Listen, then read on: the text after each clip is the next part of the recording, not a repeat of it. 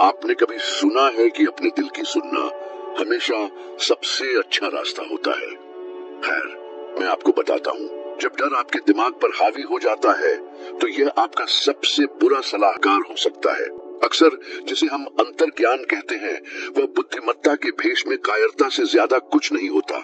सच्चाई कड़वी है, आराम असफलता से ज्यादा सपने मारता है। और मैं कहता हूँ, बिना किसी गलती के डर के, कि लोग इसलिए हार नहीं मानते क्योंकि वे कमजोर हैं, वे इसलिए हार मान लेते हैं क्योंकि वे सहज हो गए हैं, वे आदी हो गए हैं। एक पल ऐसा आता है जब आपके आसपास की हर चीज आपको पीछे हटने के लिए कहती है। ये शांत होता है, कभी कभी अगोचर, लेकिन गहरा वास्तविक होता है। ये वह क्षण है जब संदेह तर्क का रूप धारण कर लेता है, डर किसी प्रियजन की आवाज में बोलता है और आराम धीरे से फुसफुसाता है, यहीं रहो, तुमने काफी कोशिश कर ली है।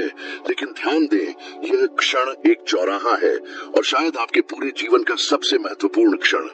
मेरे साथ ठीक ऐसा ही हुआ जब मैं 20 साल की उम्र के आसपास था, जब मैं एंड्रयू कार्नेगी के सामने खड़ा था, जो उस समय दुनिया के सबसे अमीर आदमी थे।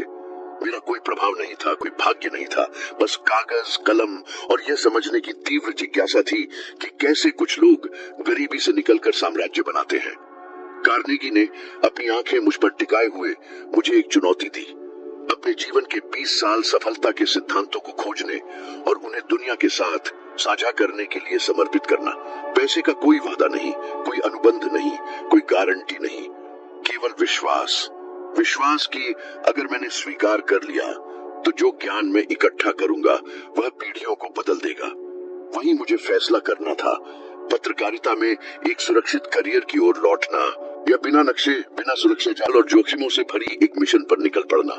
क्या आप कभी ऐसे फैसले के सामने खड़े हुए हैं? एक नई नौकरी जो अस्थिर लगती है लेकिन विकास का वादा करती है, एक पुराना दबा हुआ सपना जो आपको फिर से बुलाता है लेकिन जिसके लिए त्याग की आवश्यकता होगी, एक परियोजना जो आपके अंदर रहती है लेकिन दुनिया जोर देकर कहती है कि यह सही समय नहीं है। और फिर आपने कौन सा रास्ता चुना?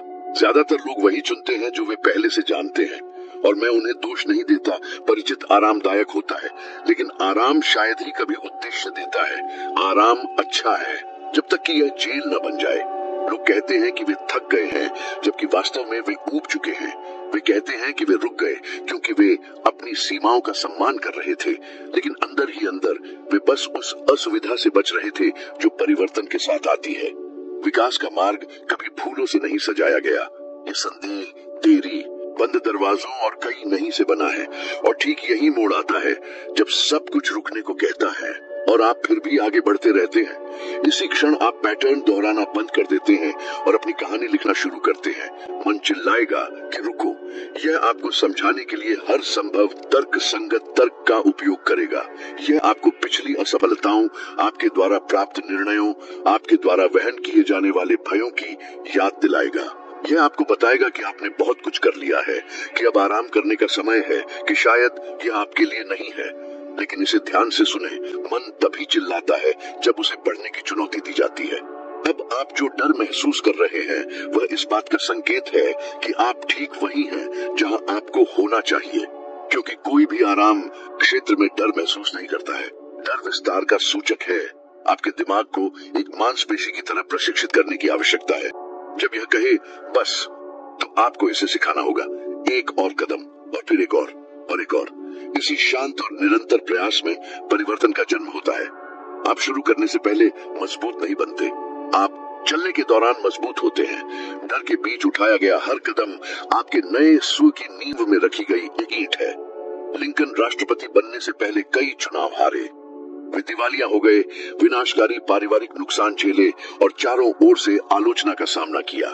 वे किसी भी क्षण रुक सकते थे, लेकिन उन्होंने जारी रखने का फैसला किया, और यह वही एक निर्णय था जिसे जीवन भर कई बार दोहराया गया, जिसने पूरे देश का भविष्य गढ़ा। आपके पास भी वह शक्ति है। जो सफल होते हैं और जो हार मान लेते हैं, उनके बीच का अंतर बुद्धिमत्ता या संसाधनों में नहीं है, यह निर्णय में है, जारी रखने का निर्णय। इससे कोई फर्क नहीं पड़ता कि आज आपके पास समर्थन नहीं है, यदि आप शून्य से शुरू कर रहे हैं या यदि आपने पहले कोशिश की और असफल रहे।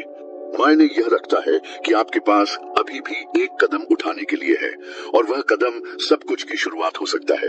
शायद आप इसे सुनते हुए किसी प्रोजेक्ट को छोड़ने के बारे में सोच रहे हैं। शायद आप सोच रहे हैं कि अब आपके व्यवसाय, आपके रिश्ते, आपकी पढ़ाई के साथ प्रयास जारी रखने लायक नहीं है। लेकिन मेरी बात सुने, रुके नहीं। भले ही कोई यह न देखे कि आप क्या बना रहे हैं, जारी रखें। भले ही इसमें आपकी कल्पना से अधिक समय लगे, जारी रखें। भले ही आप थके हुए हों, जारी रखें। क्योंकि हर बार जब आप जारी रखते हैं, जब सब कुछ रुकने को कहता है, तो आप मीडियोक्रिटा, औसत दर्जे के चक्र को तोड़ रहे होते हैं और महानता के लिए जगह बना रहे होते हैं। और अगर आपको इस पर संदेह है तो पीछे मुड़कर देखें। देखें कि आप कितना जीवित रहे हैं। देखें कि आपने क्या पार किया है।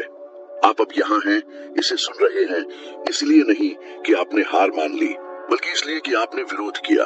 यह अपने आप में पहले ही साबित करता है कि आपके अंदर कुछ मजबूत है।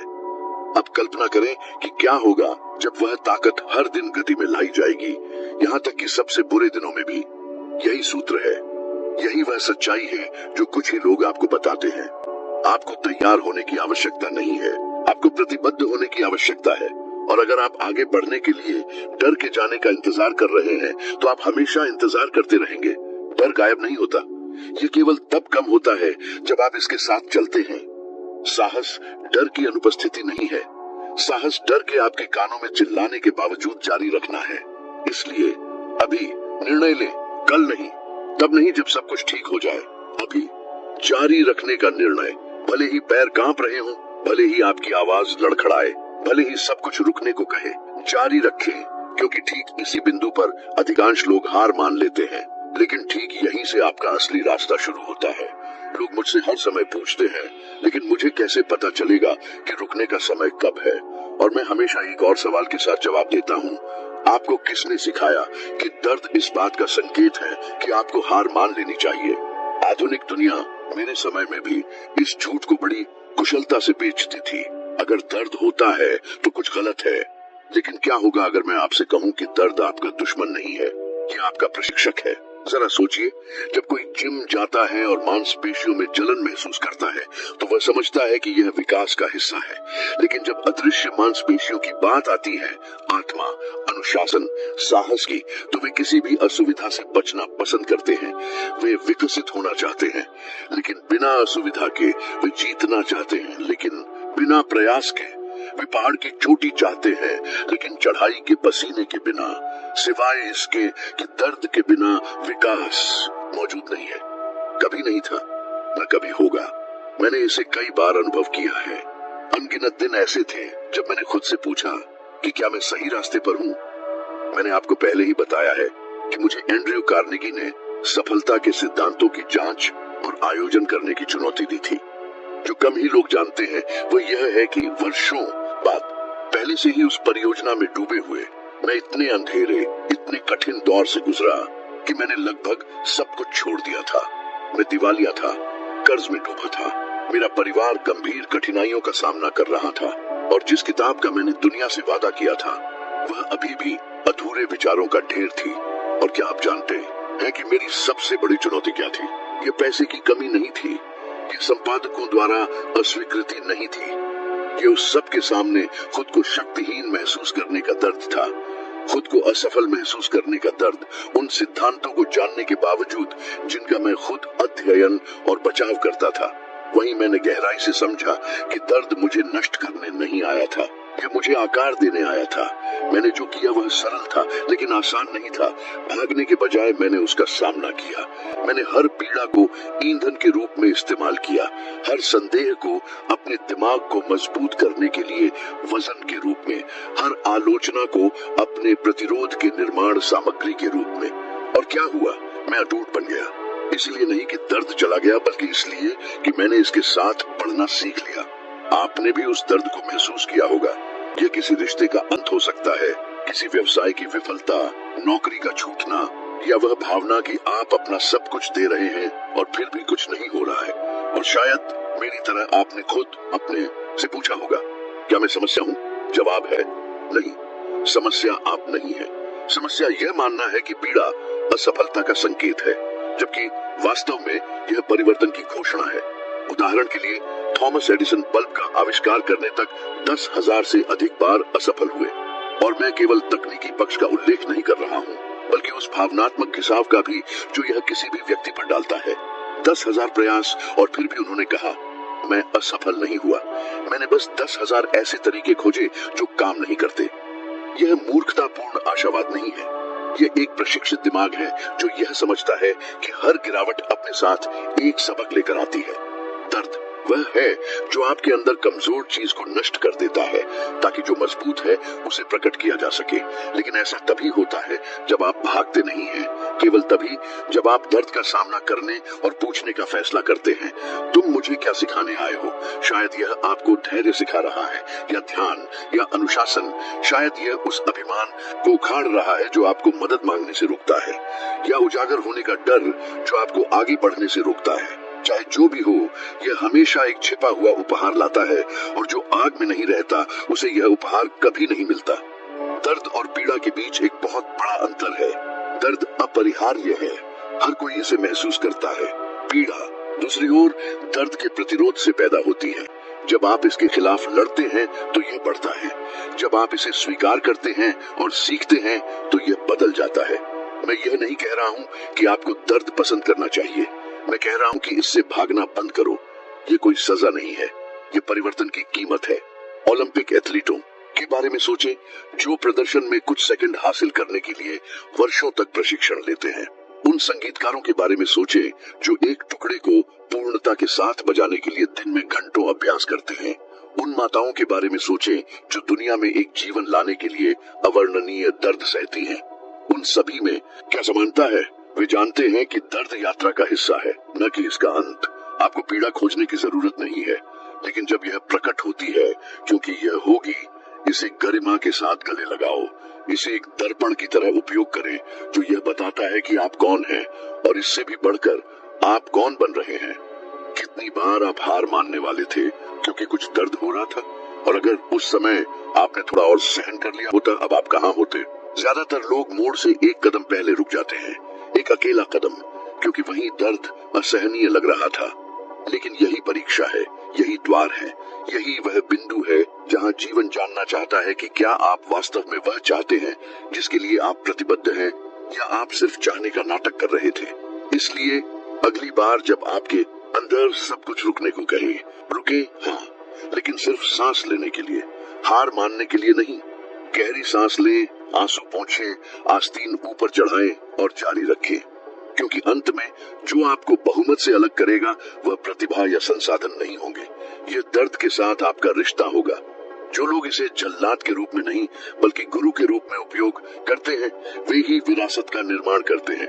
वे ही हैं जो वर्षों बाद दूसरों को भी ऐसा करने के लिए प्रेरित करते हैं। वे ही हैं जो खून बहने पर भी जारी रखते हैं, रोते हुए भी उठते हैं, डर के साथ भी आगे बढ़ते हैं। और अगर आप जारी रखते हैं, मैं आपको गारंटी देता हूँ, एक दिन दर्द खुद आपके साहस के सामने झुक जाएगा। एक चीज है जिसे आपको तत्काल समझने की आवश्यकता है। दुनिया में कोई भी ताकत एक स्पष्ट उद्देश्य से अधिक शक्तिशाली नहीं है।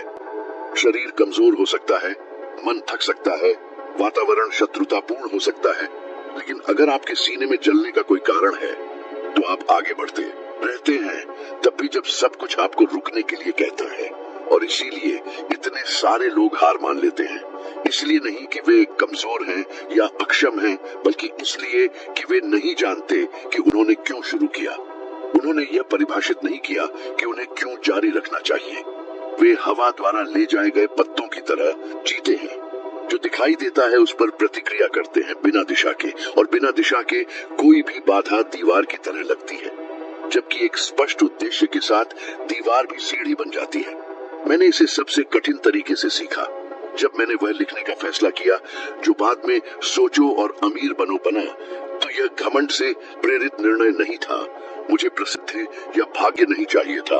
मैं एक मिशन पूरा करना चाहता था, एक मिशन जो उस क्षण पैदा हुआ जब एंड्रयू कार्नेगी ने मेरी आंखों में देखा और कहा कि सफल लोग ऐसी बातें जानते थे जो ज्यादातर लोग कभी नहीं सीखेंगे, और किसी को इसे दर्ज करने की आवश्यकता थी। मैं उस बातचीत को एक प्रेरणादायक बातचीत मान सकता था, लेकिन इसने मुझे प्रज्वलित कर दिया। इसने एक कारण को जन्म दिया और उस कारण ने मुझे दशकों तक संभाला। क्योंकि मैं आपको बताता हूँ, यह 20 साल से अधिक का शोध, असफलताएं, संदेह, जागती रातें और अत्यधिक गरीबी के दौर थे। लेकिन मैं जारी रहा क्योंकि मुझे पता था कि मैं ऐसा क्यों कर रहा था। क्या आपके पास एक क्यों है जो आपको प्रेरित करता है, तब भी जब आपके पैरों के नीचे से जमीन खिसक जाती है? जब आप नहीं जानते कि आप क्यों चल रहे हैं, तो हर झटका रुकने का बहाना बन जाता है, एक नहीं अंतिम छोर बन जाता है, एक ठोकर हार मानने का तर्क बन जाती है। लेकिन जब आपके पास एक स्पष्ट उद्देश्य होता है, तो हर झटका परीक्षा में बदल जाता है, हर ठोकर प्रशिक्षण बन जाती है, हर नहीं एक अभी नहीं बन जाता है। मार्टिन लूथर किंग जूनियर का उदाहरण देखें। वे कुत्तों, बमों और शत्रुतापूर्ण भीड़ का सामना करते हुए इसलिए नहीं मार्च कर रहे थे क्योंकि वे एक निडर व्यक्ति थे। उन्हें डर था, उन्हें संदेह था, लेकिन उद्देश्य उनसे बड़ा था। जब उद्देश्य दर्द से बड़ा होता है तो आप अजेय हो जाते हैं। वे तालियां नहीं मांग रहे थे, वे एक मिशन लेकर चल रहे थे, समानता, न्याय, परिवर्तन। और यह मिशन उनकी ढाल थी, उनका ध्रुव तारा, उनकी ऊर्जा। क्या आपने कभी सच में इस बारे में सोचने के लिए रुके हैं कि आपको क्या प्रेरित करता है? मैं एक बेहतर जीवन जीना या खुश रहना जैसे सामान्य लक्ष्यों के बारे में बात नहीं कर रहा हूँ। ये बहुत स्पष्ट है। मैं एक ऐसे उद्देश्य के बारे में बात कर रहा हूँ जो आपको केवल सोचने भर से भावुक कर देता है, जो आपको तब भी उठने की इच्छा देता है जब आपके पास ताकत नहीं होती, जो अंधेरे के बीच भी आपके दिल को तेजी से धड़काता है। वह उद्देश्य आपके अंदर मौजूद है, लेकिन शायद यह सामाजिक दबावों, दूसरों की अपेक्षाओं और स्वचालित दायित्वों के नीचे दबा हुआ है, जिन्हें आपने कभी सचेत रूप से नहीं चुना। यह अभ्यास करें, खुद से पूछें, क्या चीज मुझे जीवित महसूस कराती है? दुनिया में कौन सा दर्द मुझे इतना परेशान करता है कि मैं उसे बदलने के लिए उसका सामना करने को तैयार रहूंगा? क्या चीज मुझे बिना पहचान के, बिना तत्काल वापसी के, यहाँ तक कि चुपचाप भी जारी रखने पर मजबूर करेगी? यदि आप यह उत्तर पाते हैं, भले ही आंशिक रूप से, आप बहुमत से बहुत आगे होंगे। अब इसे समझे, उद्देश्य कोई ऐसी चीज नहीं है जो संयोग से मिलती है। यह कुछ ऐसा है जिसे दृढ़ता से खोजा जाता है। अक्सर यह यात्रा की शुरुआत में प्रकट नहीं होता है, बल्कि बीच में प्रकट होता है। यह अनुभव, गति, प्रयास से पैदा होता है। यदि आप शुरू करने के लिए अपने उद्देश्य को महसूस करने का इंतजार कर रहे हैं, तो आप हमेशा इंतजार करते रहेंगे। शुरू करें और रास्ता आपको कारण बताएगा। जब आपके पास यह स्पष्ट हो जाए तो इसे लिखें। हाँ, इसे लिखें, इसे एक कागज पर रखें, बड़े अक्षरों में, और इसे दृष्टि में रखें, क्योंकि ऐसे दिन होंगे जब आप रुकना चाहेंगे, ऐसे दिन जब कुछ भी काम करता हुआ नहीं लगेगा, ऐसे दिन जब डर आपको फिर से मिलने आएगा, और उस क्षण आपको उस वाक्य को देखने और याद रखने की आवश्यकता है। इसीलिए मैं जारी रखता हूँ। और मुझे गलत न समझे, यह प्रेरणा के बारे में नहीं है। प्रेरणा आती है और जाती है। मैं जो कह रहा हूँ वह निरंतर ईंधन के बारे में है। यह आंतरिक आग के बारे में है। प्रेरणा एक माचिस की तरह है, जल्दी जलती है और जल्दी बुझ जाती है। उद्देश्य जलते हुए कोयले की तरह है। शुरुआत में देखभाल की आवश्यकता होती है, लेकिन फिर यह घंटों, दिनों, दशकों तक जलता है। उद्देश्य वह है जो बलिदान को अर्थ में बदलता है। ये वह है जो आपको पीछे मुड़कर देखने और कहने पर मजबूर करता है, यह इसके लायक था। क्योंकि आप सिर्फ जीतना नहीं चाहते, आप किसी चीज के लिए जीतना चाहते हैं, किसी के लिए जीतना चाहते हैं, अर्थ के साथ जीतना चाहते हैं, और वह अर्थ सब कुछ बदल देता है। ये आपके दर्द का सामना करने का तरीका, आपकी असफलता से निपटने का तरीका, आपकी आलोचना पर प्रतिक्रिया करने का तरीका बदलता है। जब आप जानते हैं कि आप कहां जा रहे हैं, तो तूफान भी यात्रा का हिस्सा लगता है। और इससे भी बढ़कर, सच्चा उद्देश्य केवल आपके जीवन को नहीं बदलता है, ये अन्य लोगों को प्रेरित करता है। ये संक्रामक है, क्योंकि लोग स्पष्टता वाले का अनुसरण करते हैं, दृढ़ विश्वास वाले का, जो अपनी आंखों को खुद से बड़ी किसी चीज पर टिकाए हुए चलता है।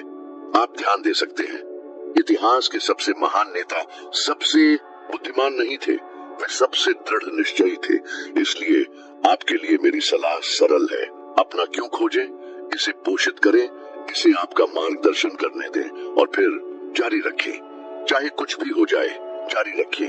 हमेशा याद रखें, आपका क्यों आपका उद्देश्य ही वह अटूट शक्ति है जो आपको हर चुनौती से पार पाने में मदद करेगी।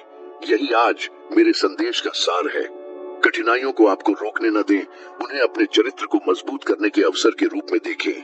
क्या आप ज्ञान की अपनी यात्रा में अगला कदम उठाने के लिए तैयार हैं?